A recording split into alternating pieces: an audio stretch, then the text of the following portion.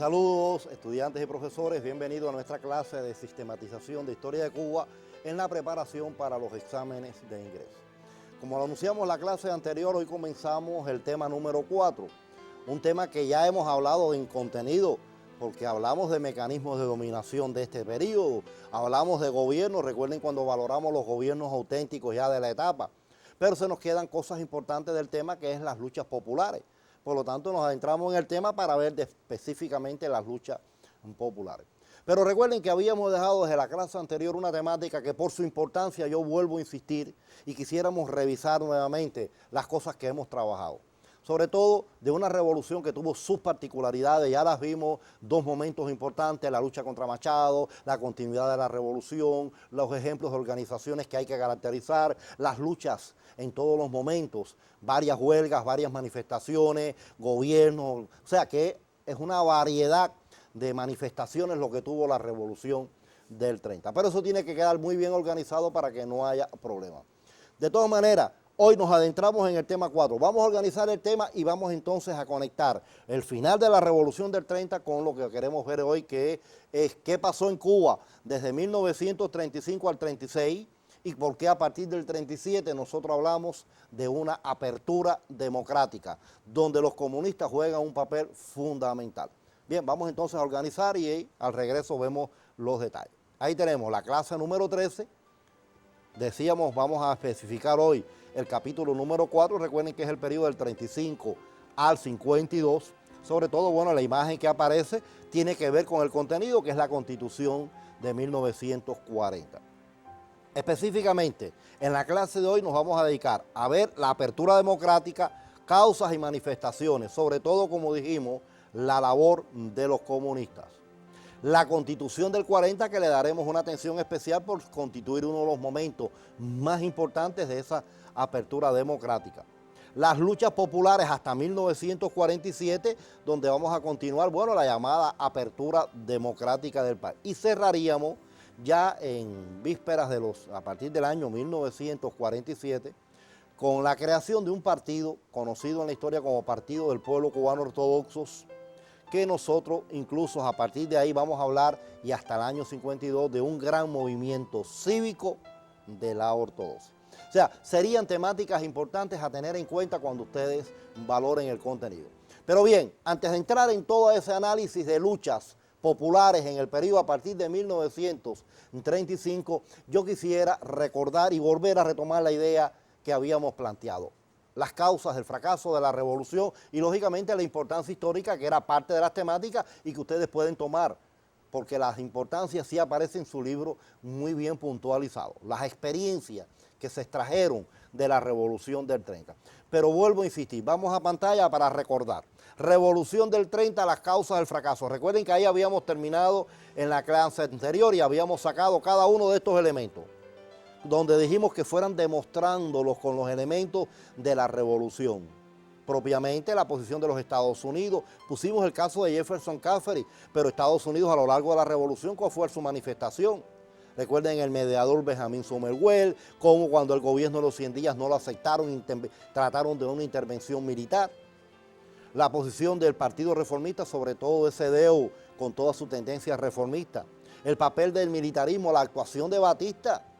Los golpes de Estado de Batista, derrocó al gobierno de los 100 días con un golpe de Estado, su actuación reaccionaria y militarista contra las fuerzas democráticas. Recuerden todo lo que ocurrió con la creación de los soviets, cómo los reprime, qué pasó con los Realengo 18, qué pasó con la huelga de marzo del 35, el asesinato de Guitera. Y nos habíamos detenido con mucha fuerza en esto, la falta de unidad. Observen que yo no estoy diciendo que la falta de unidad es todo. Está claro, estamos hablando que una de las manifestaciones, una de las causas del fracaso de la Revolución del 30 es la falta de unidad. Pero ustedes tienen que saber explicarlas, que era lo que queríamos que ustedes nos hicieran en el estudio independiente. No es que solo la mencionara y dijera que no se creó un frente de lucha, eso es correcto, pero yo quiero que me la demuestren. ¿Qué no nos puede faltar? Mírenlo ahí. Cuando yo hable de la falta de unidad, ¿en qué elementos yo me voy a apoyar? Observen cómo van apareciendo los más representativos. La falta de claridad en los objetivos. No existió un programa de lucha, vamos a unir los dos. Si no tiene programa de lucha la revolución del 30, ¿qué objetivos tiene la revolución? Estaban claros, se luchaba para derrocar los gobiernos, pero después ¿qué se hacía? O sea que no había claridad en los objetivos. La guerra de los 10 años tuvo el manifiesto del 10 de octubre, la guerra del 95 tuvo el manifiesto de Montecristi, la revolución del 30 no tuvo programa de lucha, no estaba definido. Y esto fue un gran problema. La falta de un brazo armado. Cada una de las etapas de lucha hemos visto brazo armado, ejército libertador, y después vamos a hablar del ejército rebelde, pero en esta etapa no hubo brazo armado. Guitera era el único partidario de la lucha armada, pero nadie más. No hubo un brazo armado. Las Fuerzas Armadas estaban en manos de Batista, que es el elemento reaccionario. Por lo tanto, se tomaban medidas revolucionarias, lo vimos en el gobierno de los 100 días, pero ¿quién defendía esas medidas? El pueblo apoyaba algunas de las medidas, pero Batista las reprimía porque era el que tenía el control del ejército de la República. Volvemos a pantalla. La muerte de sus principales figuras, las figuras que más se destacaron, Rubén Martínez Villena y Antonio Guitera, una muere por enfermedad y la otra es asesinada. La revolución quedó acéfala totalmente, aunque no se definió bien el papel del líder, porque en la práctica ustedes saben que Villena no era el líder. Se destacó como la gran figura en una etapa, Guiteras en la otra, pero en la práctica no eran los líderes. La posición izquierdista del Partido Comunista, esto es muy importante que quede claro cuando ustedes trabajen. ¿Qué es izquierdismo?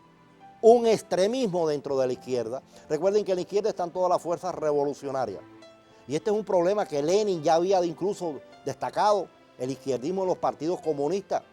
Los comunistas no veían la lucha de la burguesía, ellos decían que la lucha era de obreros y campesinos nada más. La burguesía siempre era reaccionaria. Y ustedes se imaginan que Guitera era un hombre con todas esas ideas que hemos visto de Guitera, pero era de la burguesía, era un elemento burgués con ideas brillantes que incluso se planteaba por algunos historiadores que podía tener hasta un tránsito al marxismo, pero era un elemento burgués. ¿Qué decían los comunistas? Que Guitera y Batista eran lo mismo, porque los dos eran burgueses, y que Guitera aprobaba medidas para que Batista las reprimiera. Y entonces la propia línea del partido, que era la fuerza dirigente con ese izquierdismo, evita que otras fuerzas revolucionarias apoyen la gestión de Guiteras y se cree toda una diversión dentro de las fuerzas revolucionarias. No hay unidad, muchas organizaciones revolucionarias, pero no están unidas. Y esto, por eso es que decimos que esta situación lleva a que no se cree un frente de lucha antiimperialista, que en el momento histórico también podemos decir un frente de lucha antifascista. Observen que es importante que esto quede claro. Si no queda claro, no entendimos la revolución del 30. Y entonces la vemos como algo más en la historia de Cuba. Y es importante que le hagan este análisis. Además, por la importancia histórica, ustedes sacan todas las experiencias de la revolución.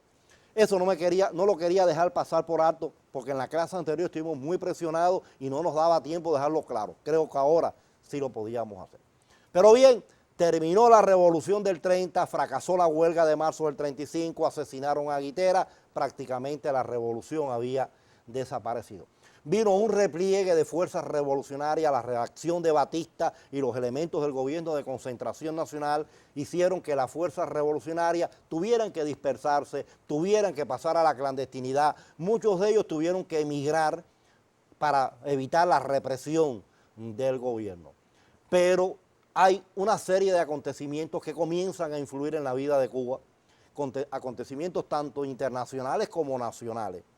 Y esto nos va a llevar entonces a que a partir del año 1937 se inicie en Cuba una nueva etapa de luchas que nosotros conocemos como apertura democrática.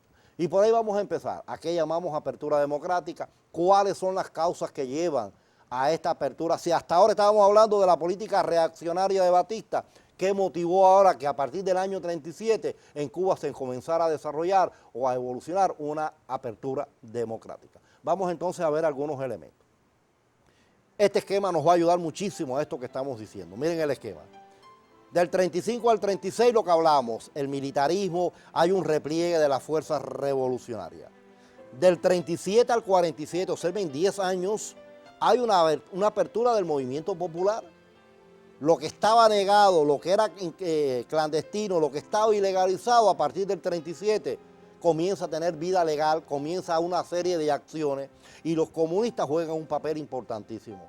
Ese periodo se llama apertura democrática. Sin embargo, a partir del 47, ustedes lo conocen, comienza a aplicar los gobiernos auténticos, la Guerra Fría, y todo lo que se había logrado en la apertura democrática es echado por tierra por la política anticomunista y represiva de esos gobiernos auténticos. Ese es el panorama político que tenemos cuando empezamos ahora el tema número 4. Pero bien, vamos a concentrarnos en la apertura democrática. Yo decía que había causas. Vamos a ver las causas de entonces. ¿Cuáles son las causas que llevan a que comience a partir del año 37 una apertura democrática? Mírenlas ahí, están apareciendo. Creo que esto les va a motivar un poco a trabajar. Es importante que ustedes las definan bien. Lucha antifascista a nivel internacional. Observen que estamos hablando década del 30, finales de la década del 30. El fascismo se ha llegado al mundo. Existía el fascismo italiano, ahora en el 33 llega Hitler al poder, Japón se ha fortalecido su militarismo y en el año 36 España, que tenía ya establecida una república democrática, se le da un golpe de Estado por Franco y establece en España un gobierno reaccionario fascista que inmediatamente es apoyado por Italia, por Alemania y por Japón. Y esto provoca una reacción internacional que nosotros conocemos como la solidaridad con la República Española. Lógicamente, ahora comienza todo un movimiento de masa en solidaridad con la República Española. O sea, hay un crecimiento de la lucha de las masas.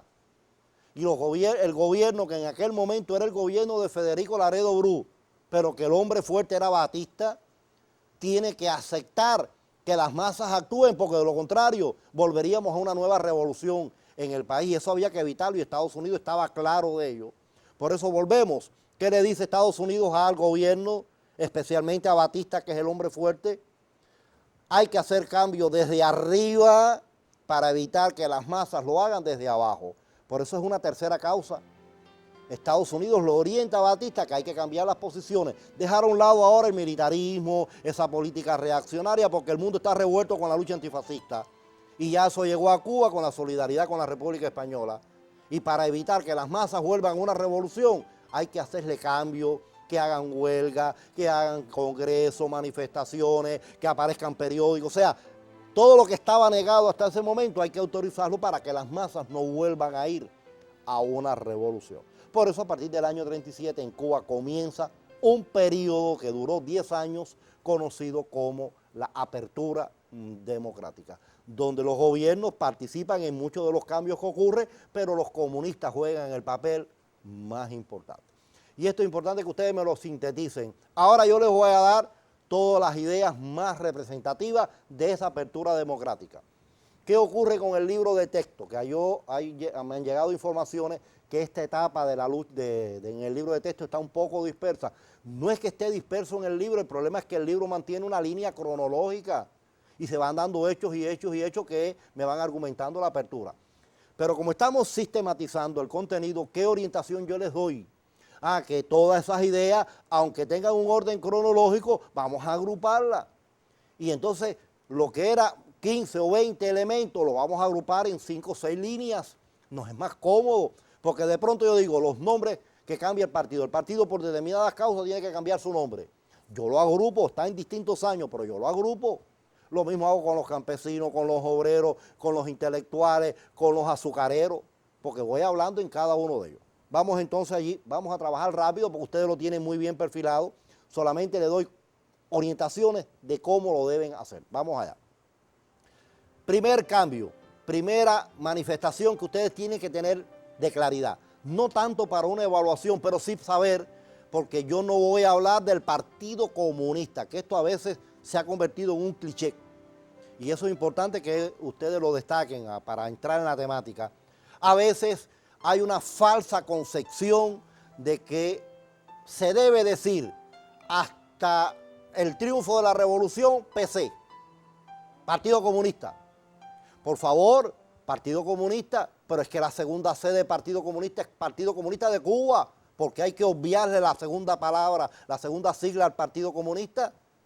Lo que a veces para abreviar decimos el Partido Comunista y Partido Comunista y decimos PC. ¿Está claro? pero no es porque es obligatorio que el partido nada más se llamaba Partido Comunista, es que la segunda C es el país que pertenece y estamos identificando el Partido Comunista de Cuba, Partido Comunista Cubano, por eso es PCC. No hay ningún miedo a decir que en 1925 se fundó el Partido Comunista de Cuba. Si ustedes van al acta de fundación del partido por Mella, que es el secretario quien levantó las actas del Congreso, Mella cuando firma dice que quedó fundado el Partido Comunista de Cuba. Si llevamos eso a sigla, no es PCC igual.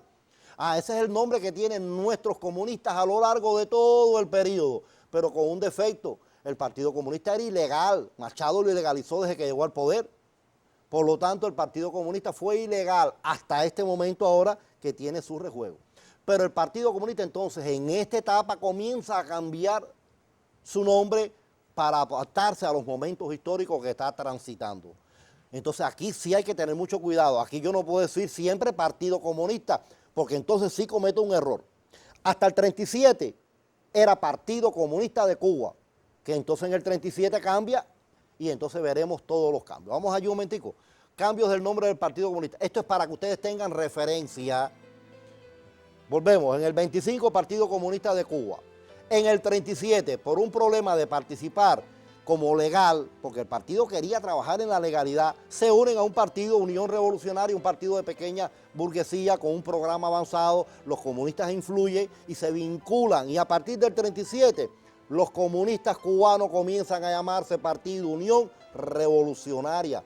Por eso en el 37 yo no puedo decir el Partido Comunista, porque no existía, se llamaba Partido Unión Revolucionaria. Llegó el año 38 y el gobierno de Federico Laredo Bru decidió legalizar los partidos políticos del país y legaliza por primera vez en la vida el Partido Comunista. Por lo tanto, en el 38 vuelve a llamarse Partido Comunista de Cuba. Pero llega el año 39, los comunistas quieren participar en la Asamblea Constituyente que se había convocado, pero ellos saben que quizás con el nombre comunistas no lleguen muy lejos. ¿Y qué deciden? Como habían tenido una gran efectividad cuando se llamaba Unión Revolucionaria, deciden fusionarse de forma definitiva y comienzan a llamarse a partir del año 39 Partido Unión Revolucionario Comunista. Y esto les dio mucha efectividad porque en las elecciones a la constituyente le posibilitó que 6 de sus delegados participaran en la constituyente y en la redacción de la Constitución del 40, porque le dio una efectividad ese cambio de nombre. Pero llega el año 44, la Unión Soviética con el Ejército Rojo liberando los países de Europa del fascismo. El nombre socialismo había adquirido tremenda fama con mucha fuerza por el carácter justo de su acción. ¿Qué deciden los comunistas cubanos? Volver a cambiar su nombre para ajustarse a la nueva coyuntura histórica y comienzan a llamarse a partir del año 1944 Partido Socialista Popular. Por favor, les repito, esto no es que haya que aprendérselo todo así, porque en una prueba no te lo van a preguntar así, pero sí hay que saber, porque yo si hablo en el año 45 de los comunistas cubanos, tengo que decir Partido Socialista Popular, yo no puedo decir Partido Comunista porque no se llama Partido Comunista. Lo que sí no es un error que yo en el año 31 diga un nombre o diga los comunistas o diga simplemente PC. En el año 31 se llamaba Partido Comunista de Cuba. O sea, lo que quiero es borrar ese cliché que existe de que decir que el Partido Comunista de Cuba tiene 3 siglas en la Revolución Cubana en el poder. Eso es un error. Siempre se ha llamado Partido Comunista de Cuba. En esta etapa tiene que cambiar de nombre por determinadas causas. Y lo estamos viendo. Lo que en el año 1965, en la Revolución en el Poder, cuando se lleva todo un proceso, que se decide ese año 3 de octubre de 1965, que el partido, los comunistas cubanos retomen su nombre original y comienza a llamarse nuevamente Partido Comunista de Cuba. Pero no es que por primera vez se va a llamar PCC, eso sería un error decirlo de esa manera. Bien, me detuve aquí porque es un error muy cotidiano y ya me lo han preguntado varias personas sobre esta temática y eso tiene que quedar claro de una vez. Seguimos con la línea. Lucha antifascista, importantísimo. Voy a mencionar rápido las acciones para que no se pierda el tiempo. Mírenla allí.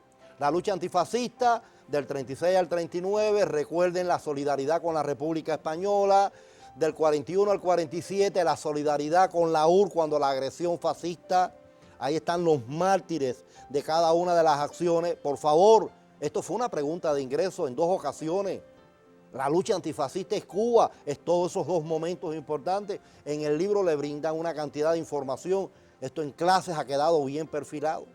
La lucha antifascista. Seguimos. La lucha de los campesinos, otro grupo que yo hago, otra línea. Los campesinos se destacan en 2 grandes momentos, mírenlo allí. En el 37 se desarrolla el primer Congreso Nacional. En el 41, 2 grandes acciones. Se desarrolla el segundo Congreso y allí nació la Asociación Nacional Campesina. Y recuerden que allá hay un comunista que se destaca, Romárico Cordero, que se destaca como el gran líder de toda esta lucha de los campesinos.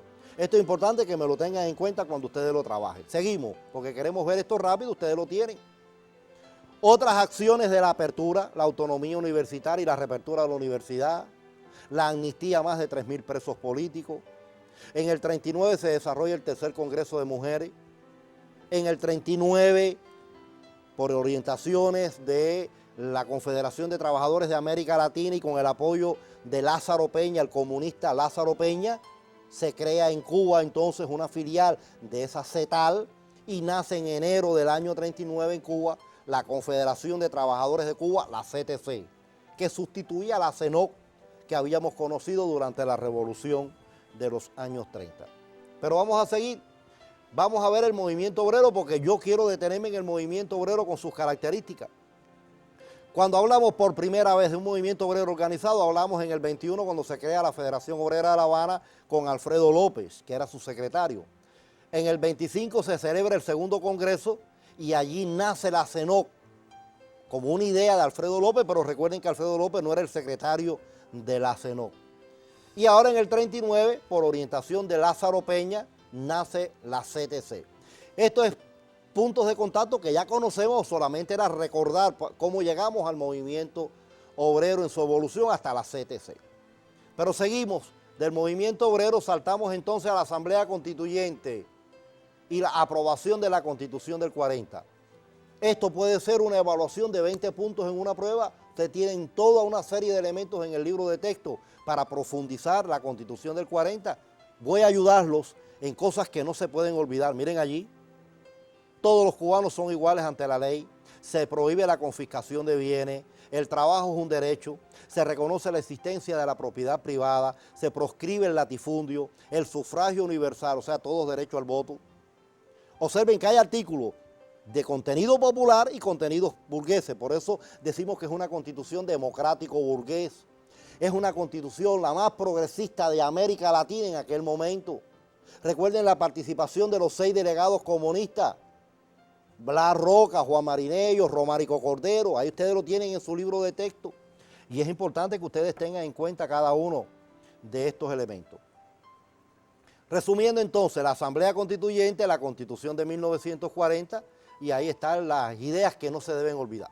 Expresó el carácter democrático burgués y es considerada la más progresista de América Latina. Y ya cerraríamos la apertura democrática ya con la lucha primero de los azucareros, la creación en el año 45 de la FENETA, después de todo un proceso de la Federación Nacional de Obreros Azucareros, la FENOA, en 1943, ahora se reorganiza, comienza a llamarse Federación Nacional de Trabajadores Azucareros, y las luchas por el diferencial. Recuerden que el diferencial azucarero es un aumento de salario, donde encontramos a otro comunista, a Jesús Menéndez. Observen que estamos hablando de momentos que son significativos. Llega el año 1947, ustedes saben que los gobiernos auténticos, el gobierno de Ramón Grau San Martín, comienza a aplicar la Guerra Fría.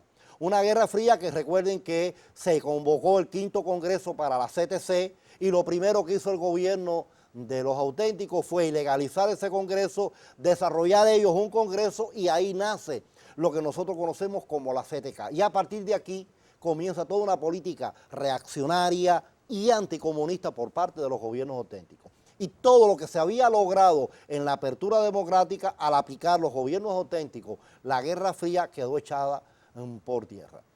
Eso lo conocemos desde el punto de vista histórico, desde el punto de vista de la realidad política del país. Pero en el año 47 nace un partido que se desprende del Partido Revolucionario Cubano auténtico.